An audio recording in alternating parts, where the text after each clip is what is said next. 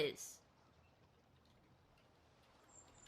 There we go. So we can start going over his kit right away if we want. He is a flank with base health value right now of 1900. And he wields kunai in his in-hand. His in-hand, he launches 3 kunai in an arc from his hands every 0.9 seconds, dealing 300 damage per kunai. Has a max ammo count of 5 and is fully effective up to 75 units. Now, the interesting thing about this is there's a bit of a gravity arc, right? So you can toss it from farther away, but you're going to be doing both less damage, and you'll have to aim as it spreads out and as it drops. It'll be a little bit harder to hit more than 1 or 2 at kind of medium range. This is part of what is encouraging him. He is most effective close, right? So we are encouraging him to be in that medium to close range space for his engagements. If you want to take a look at his alt fire, his right click for those PC players, they are shadow bombs. So he sends out a series of 3 explosive projectiles that stick to either their target or the world and explode after a short duration. Each explosive, the actual hit, does a small amount of damage, and then an additional damage on explosion. And it has a range of 150 before it will explode in the air. Now this can be used, all of his abilities are meant to be used kind of in combination with each other. You know, you can imagine potentially doing a close range kunai, right click kunai combo, and that's where a lot of your burst is interweaving these different abilities. His ability 1 is called Ambush. That's what we saw the targeter for as well under our Catsy bots over here. Ambush will teleport next to your target, dealing a small amount of damage in an AoE area around the target. This ability can be refired a second time within a short duration on a different target before the ability goes on cooldown. So we can see teleport to Cassie and then teleport to Fernando, and the ability would go on cooldown after that. The damage hits in a 20 unit radius and is fully effective up to 10 units, and the teleport at base has a range of 85 units. One of the coolest things, in my opinion, about Vatu is his next ability, ability 2, which is called Dash. It is not revolutionary so much in what it does, but how the experience is delivered. So Dash is a quick dash in the direction you are moving, reducing the damage you take by 60% during this time. So what that means is, and what I think is what makes this feel particularly good, is that it is a combination of where you are looking and the movement input you have. So if I'm looking forward and I am pressing, for those PC players, I'm pressing S, I will go backwards. If I'm looking forward and pressing A to go left, I will go left and right, and etc. This combined with multiple charges, and I believe it's a 0.2 second post fire, which means that 60% DR will only apply during the dash, which is 0.2 seconds, provides a lot of both mobility and, I think, mobility in a way that feels good for this champion. So a lot of mobility in this champion for sure.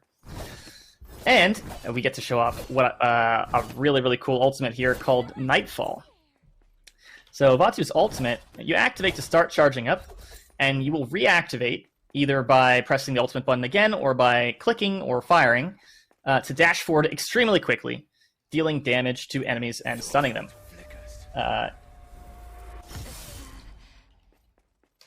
Poor Cassie. The thing that's interesting to note about this ability is it is not limited to the ground.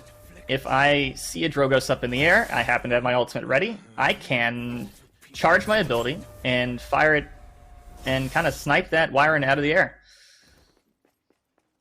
Now, this is kind of in line with the fluidity of the game kit, the mobility of the game kit. This is kind of that power moment that allows you to really focus down as a ninja, as an assassin, a single target, or potentially multiple targets if you line them up properly. This ability has a minimum charge time of 0.5 seconds, a maximum charge time of 2 seconds, and will automatically fire after 3 seconds. It cannot be canceled. Kevin, do you have anything else to add as far as base kit goes? I don't think so. I think you covered the kit pretty well. I think this is a character that takes a little bit longer to get the hang of, similar to Maeve, in that I think once you really start understanding not only what the abilities do, but how to use them. There's a lot of fun and like dynamic play with Vatu, and he's got a lot of interesting cards too. I think that I'm excited to see players dive into and see what kind of builds they come up with once we get into PTS and live. That's the big thing for me. I love to see the players use kind of the fluidity of these game kits to do a bunch of different things. We can go over his talents real quick, and then we can move into his cosmetics as well. Sounds good. Oh, look at the fishes. Sorry, Kevin, you had something? Oh, no, I wanted to know if our cameraman could run around and use his kit fully comboed. See if we can showcase like the fluidity that the kit really has. Yes, is the answer. Your light flickers. That's 5 in a row. I will make sure you are remembered. Oh yeah, the animation team did an amazing job. Shoutouts to everyone who worked on any of Vatu's animations, as well as these emotes, which are just, killing it. We showed off the one. Is there a second, or is it an MVP that I'm thinking of? I think it might be the MVP. I believe we do have another emote, but as we get that set up, I can also go through his talents real quick.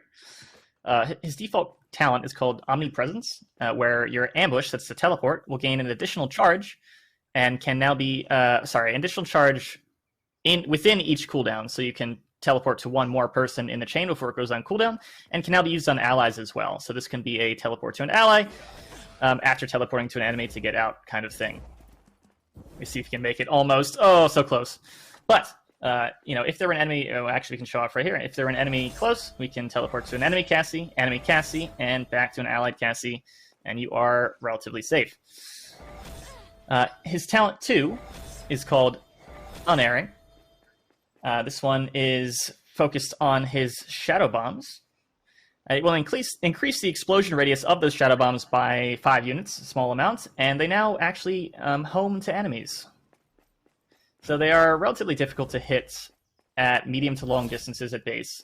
But with this, maybe you don't need to aim quite so much. It's not a perfect homing, of course, especially since these projectiles go so quickly, but it will help you kind of get the edge if you are in the middle of battle and don't really want to aim, or you're not close enough to guarantee that hit.